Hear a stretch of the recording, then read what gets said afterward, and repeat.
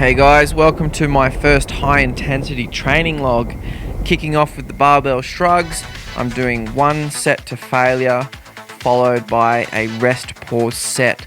So the cadence I'm using is 2-2-2. Because of the short range of motion with this exercise, using my usual 4-2-4 cadence is impractical, and I find that 2-2-2 is sufficient enough to take momentum out of the movement and put all of the focus and all of the weight onto the muscle fibers in my traps.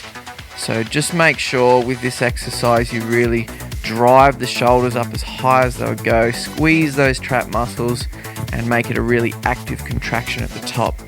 My rep range is between 6 and 10. I hope to fail. If I'm over that, I'll add the weight next week, but as it stands, I'm comfortably in that rep range. And because you can't really do negatives or I don't find partials to be that effective with this exercise, I just put the weight down. I have a 6 breath rest and then I go again to failure. So if you hit say 6 or 7 reps on the first one, you may get 2 on the next one, and that's sufficient enough to grow, provided you have taken it to absolute failure. Second exercise, hyperextension. I'm targeting the lower back and I'm using a 4-2-4 cadence. So I'm raising the weight 4 seconds. This requires a lot of discipline, a lot of effort, and as the set progresses it can be a lot more overwhelming than how people would traditionally lift.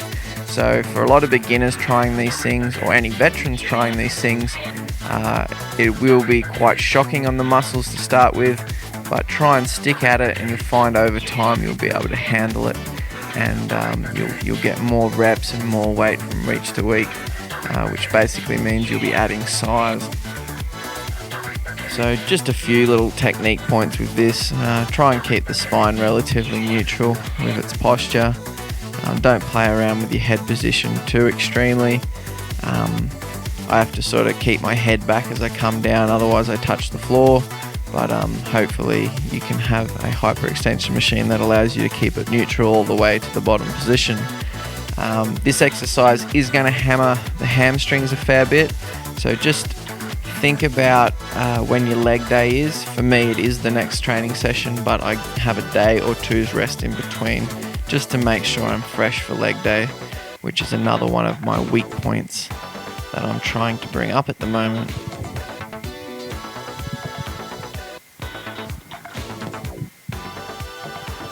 Negatives are possible with this exercise upon failing.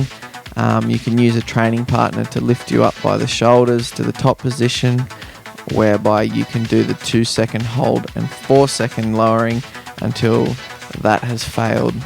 So when you get to the point where you can't lower under control for 4 seconds, you would stop the rep and record what you did. Okay, third exercise, I'm introducing the pre-exhaust technique. Basically this is a good classic technique popularized by Mike Mentzer back in the 80s, and it essentially is moving from an isolation exercise to a compound exercise in a superset fashion. So I'm doing the stiff arm or straight arm pull down. I'm using the 4-2-4 cadence, and again just a slight little hitch to the elbow and drive that bar down until it is at your knees or at your thighs, and hold it for 2 seconds, really driving and making sure you toast those lats. So this exercise will isolate the lats in a sense, pre-fatigue them, so that when you go and do chin-ups, or for the beginners you'll probably have to do pull-downs after it, you'll find the biceps being fresh will be able to help you take that muscle to complete and total failure. So the rep range for the first one is 6 to 10, but for the second exercise it's only 3 to 6 reps. You'll see with my reverse grip chin up that I do following this exercise, I only managed to get 2 reps. So in order to get the 3 to 6 I was aiming for, I did 2 to failure. I had a 6 breath rest, so that's the rest pause technique, and then I did another rep so that I could get into the desired rep range. And it's going to be a very overwhelming thing for beginners to train in this style, but just stick with it. I promise great results from it. Okay, next exercise, dumbbell row. 6 to 10 reps to failure again.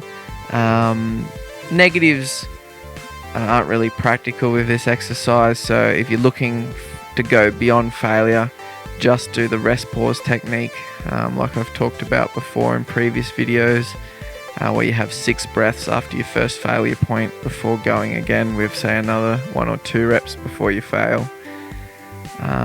Main technique points here is draw back with the elbow. Don't try and over compress the joint by drawing the bicep into the movement too much. A lot of people do turn this into a bicep exercise, but you really want to sort of keep that, I guess, a right angle, or even an even more obtuse angle as you draw the elbow up. And that way you're not going to over fatigue or over recruit the bicep, and just focus on using the lat and the trap and the back muscles to pull the weight back. Make sure you make the most of the 2-second hold by really squeezing at the top position here of the rep, and that way you're going to get a lot of stimulation and a lot of growth happening from this exercise. It's one of my favorite, and again, you can use rest pause to add any intensity to the lift, but for beginners I wouldn't worry about it. Final exercise of the evening is incline dumbbell curl with just 12 kilos. My partner was a little bit surprised at how light the weight was, but when you start doing 4-2-4, you are humbled very quickly, as no longer do you have the advantages of momentum and lower back hitches to drive the weight up like most people seem to do in the gym these days. You have to control the weight the entire time under muscular force. So raising the weight for 4 seconds, holding in the top position for 2 seconds, and lowering for 4 seconds. Keep those elbows driven back as far as possible during the lift. What happens, a lot of people will let their elbows in general drive forward when doing bicep work in the gym, but essentially that will position your arm at such an angle that you're not getting stimulus in the contracted position anymore and taking load more on the shoulder muscles. So the idea here is to keep our elbows back so that when our arms and bicep is fully contracted at the top, the weight is still sticking out from the elbow somewhat, so you still have load on the target muscle, and that's going to lead to better contractions and better stimulation for growth. This is another exercise where rest pause is probably the only easy way to add an intensity technique. So if you're intermediate or advanced, feel free to use it at your discretion. Okay kids, the end of the video is nigh. Try not to become addicted to pre-workouts like I have for these midnight shoots, otherwise you find yourself doing strange things on camera.